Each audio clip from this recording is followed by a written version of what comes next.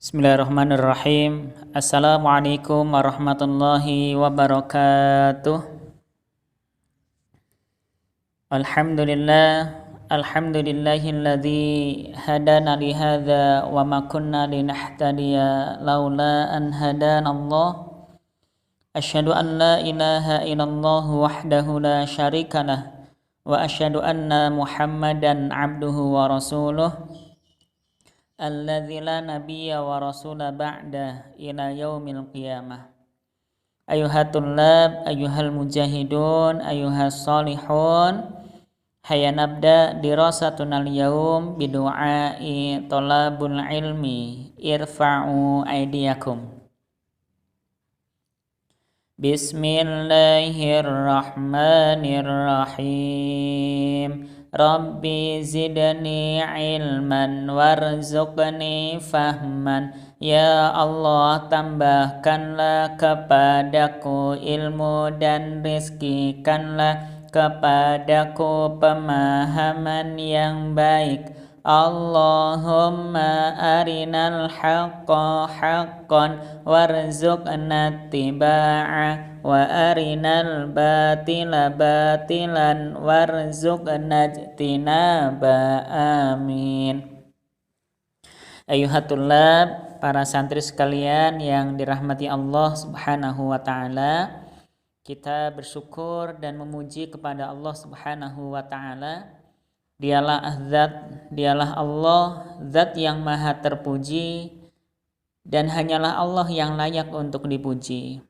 Kita bersyukur kepada Allah atas segala kenikmatan yang telah Allah berikan kepada kita, sehingga di hari ini kita bisa kembali bersama-sama melanjutkan pembelajaran kita.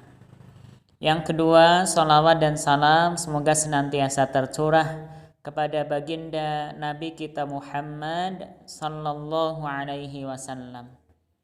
Teman-teman yang saya cintai karena Allah Subhanahu wa taala, semoga Allah terus memberikan kekuatan kepada kita semuanya, kepada teman-teman semuanya, untuk selalu menjaga duduk rapihnya, menjaga adabnya ketika sedang belajar atau menyimak suara ustadz ini. Karena Allah tidak pernah lelah mengawasi kita, teman-teman. Allah tidak pernah capek. Allah tidak pernah ngantuk. Selalu melihat apa yang kita lakukan dan apa yang kita katakan. Maka berusahalah untuk selalu melakukan kebaikan agar semua yang tercatat di sisi Allah semuanya bernilai baik.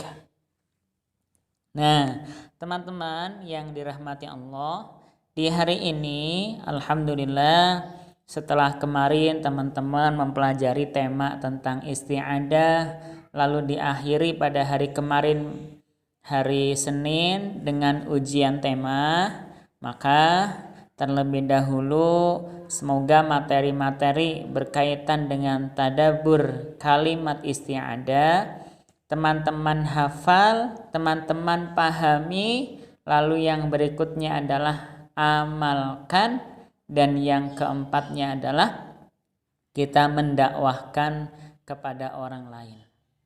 Jadi sebelum kita mengkaji tema yang baru, terlebih dahulu teman-teman harus menunaikan haknya terhadap ilmu, kewajiban kita terhadap ilmu. Yang pertama adalah mempelajarinya. Nah, teman-teman sudah mempelajari tema tadabbur. Lalu yang kedua, setelah mempelajarinya, di dalam mempelajari ini lebih baik dihafal agar lebih dipahami. Lalu yang kedua, setelah mempelajari, maka mengamalkan. Itulah kewajiban kita terhadap ilmu. Maka poin-poin tadabbur kemarin sebisa mungkin teman-teman semuanya, kita semuanya berlomba-lomba untuk mengamalkan. Kenapa harus diamalkan? Agar ilmu yang kita kaji, yang kita pelajari itu bermanfaat di dunia dan di akhirat. Maka ilmu itu harus diamalkan. Lalu yang ketiga, tidak cukup sampai mengamalkan ilmu, teman-teman. Yang ketiga adalah kita diperintahkan untuk mendakwahkan. Mendakwahkan maksudnya bagaimana? Contoh kalimat ta'awud kemarin, kita ngasih tahu ke teman kita, ke saudara kita bahwa bahaya marah, bahaya tidak menjaga zikir, bahaya tidak minta pertolongan pada Allah. Kita sampaikan ke mereka. Ini bagian dari dakwah, menyampaikan kebaikan. Lalu yang keempat, kewajiban kita terhadap ilmu yang terakhir, yang keempat adalah bersabar terhadap ilmu yang kita pelajari atau yang kita miliki. Dalam artian apa? Bersabar ketika kita diperintah untuk murojaah ilmu. Karena ilmu itu mudah lupa, mudah lepas teman-teman. Makanya untuk menguatkannya, teman-teman harus rajin-rajin murojaah tema tadabbur kalimat isti'adah yang telah kita pelajari kemarin. Agar nanti terus nyambung dengan ilmu-ilmu yang akan kita pelajari. Karena ilmu Allah itu semuanya bersambung teman-teman.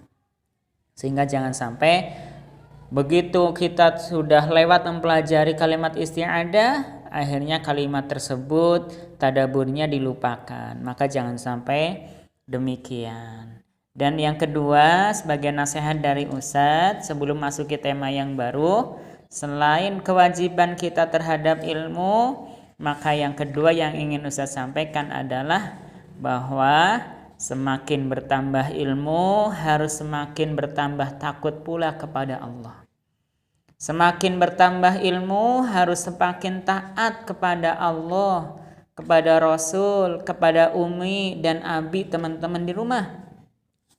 Kalau teman-teman semakin lama belajar, semakin banyak ilmunya, tapi tidak tambah taat, itu namanya ilmunya tidak bermanfaat.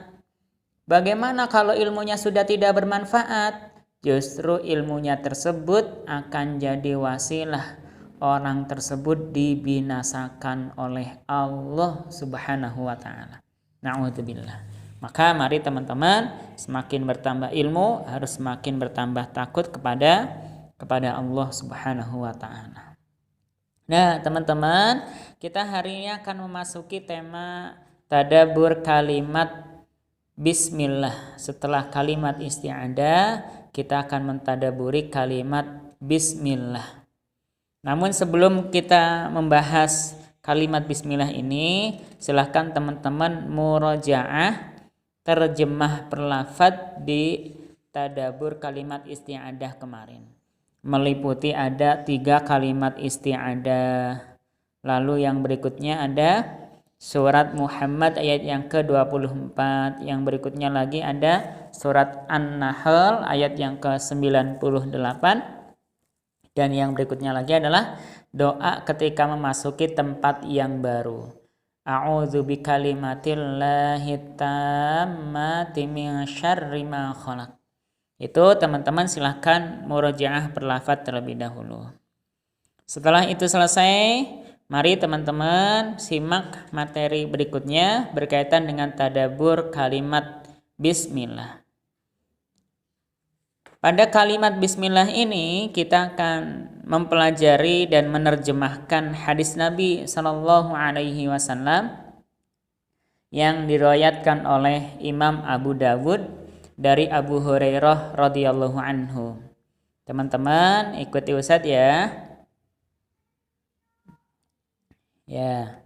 Bismillahirrahmanirrahim. An Abi Hurairah radhiyallahu anhu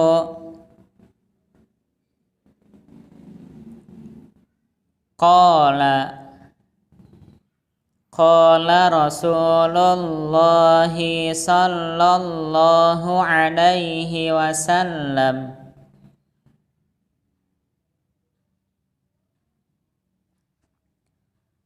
kullu amrin zibalin la yubda'u fihi Bismillahi fahuwa abtar. Rawahu Abu Dawud. Ya, sekarang dengan terjemahnya. An Abi Hurairah, dari Abu Hurairah radhiyallahu anhu, semoga Allah meridhoinya. Qala, ia berkata, qala, telah bersabda Rasulullah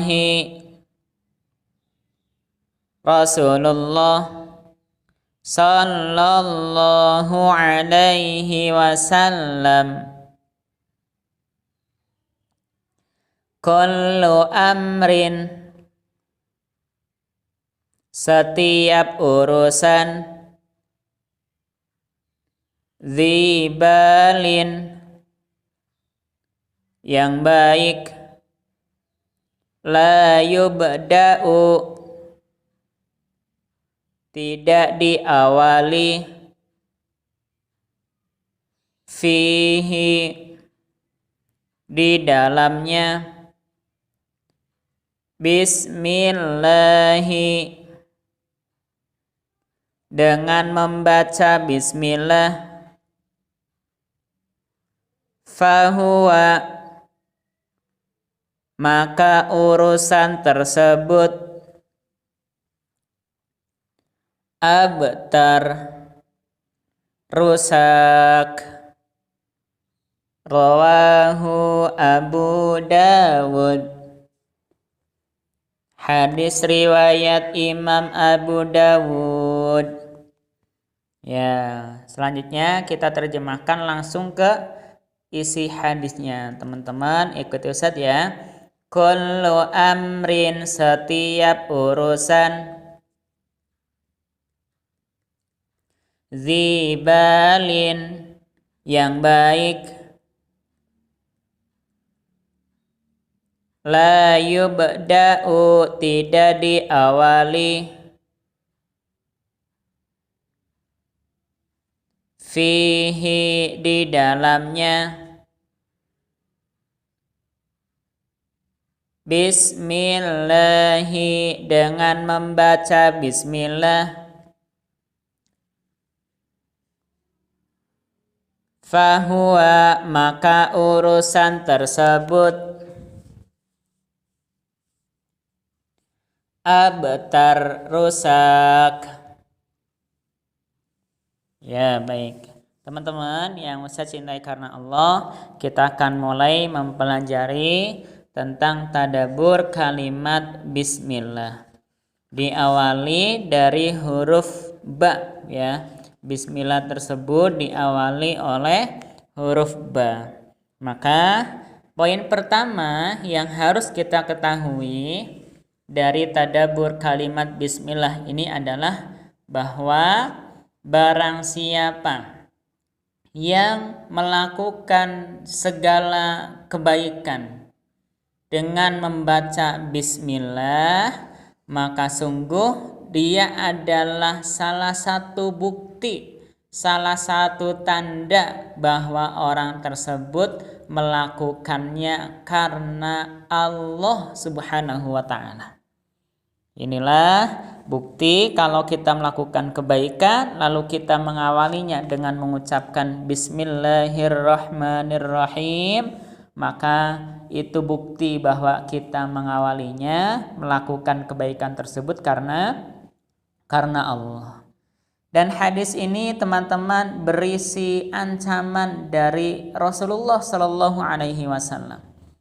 Dalam sabdanya tadi Rasulullah mengatakan setiap urusan yang baik yang tidak diawali ketika melakukannya, tidak diawali dengan mengucapkan bismillah, maka urusan tersebut akan menjadi rusak, akan menjadi tidak barokah, akan menjadi tidak bermanfaat.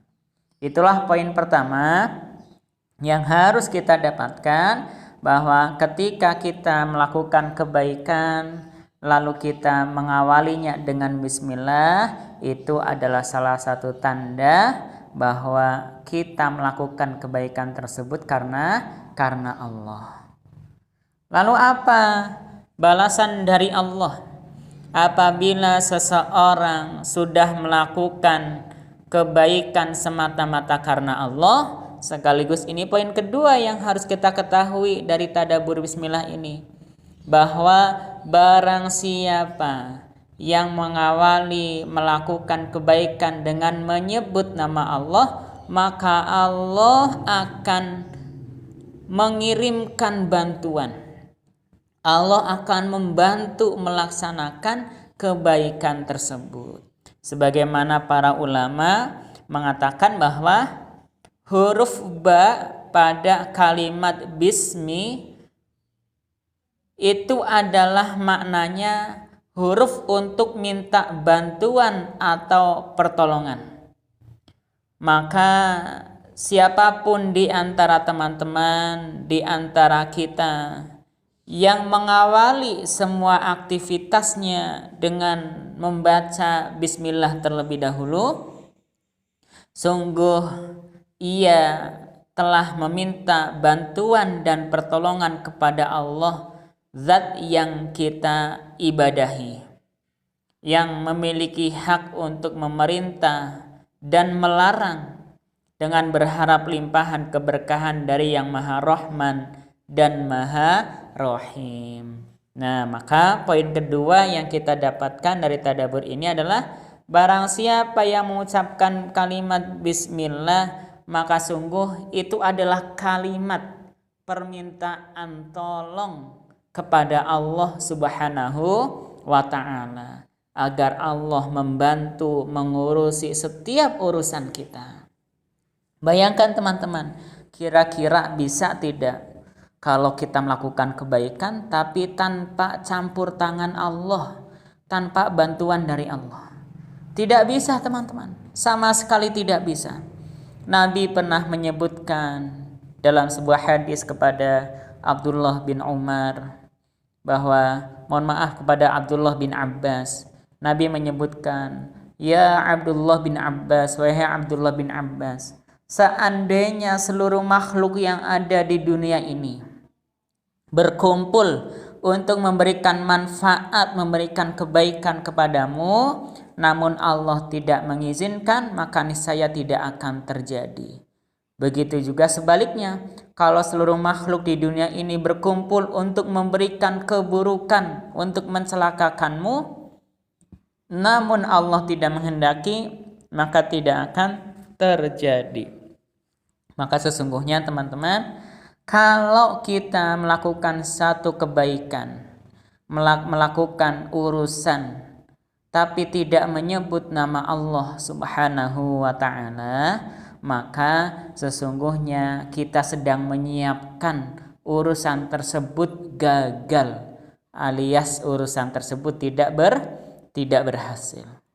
Berarti sebaliknya pula, barang siapa yang melakukan kebaikan tapi diawali dengan menyebut nama Allah, maka dia sedang menyiapkan keberhasilan, kesuksesan dari apa yang dia lakukan. Kenapa demikian teman-teman? Karena Allah akan membantu setiap hamba yang melakukan kebaikan diawali dengan bismillah. Lalu yang ketiga teman-teman, barang siapa yang mengawali setiap urusan kebaikannya dengan membaca bismillah terlebih dahulu, maka Allah akan menjamin urusan tersebut. Menjamin apanya? Menjamin keberkahannya, menjamin kebermanfaatannya. Artinya apa? Kalau setiap urusan kebaikan yang kita lakukan, kita sebut nama Allah terlebih dahulu, maka Allah lah yang akan menyelesaikan pekerjaan tersebut. Allah lah yang terus akan membantu dalam melaksanakan pekerjaan tersebut. Bisa kita bayangkan teman-teman, Allah sang pemilik langit dan bumi ini, yang menciptakannya, yang memeliharanya, Allah yang maha kuasa, membantu urusan kita.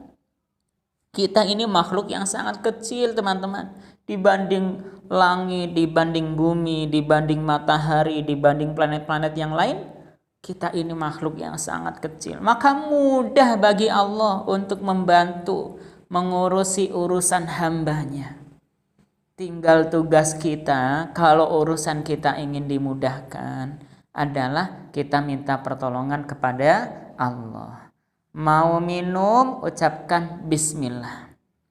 Kenapa demikian? Karena air ini teman-teman bisa masuk yang tadinya di gelas, lalu kita telan pakai mulut kita, bisa masuk ke dalam perut, lalu oleh perut diolah hingga didistribusikan ke berbagai sendi-sendi dalam tubuh kita. Itu atas izin siapa teman-teman? Atas izin Allah teman-teman. Ada orang yang ketika minum tidak mengucap bismillah. Begitu dia minum langsung keselak, langsung batuk. Qadarullahnya meninggal karena tidak mengucap bismillah sehingga airnya salah masuk. Padahal ini urusan yang sepele teman-teman.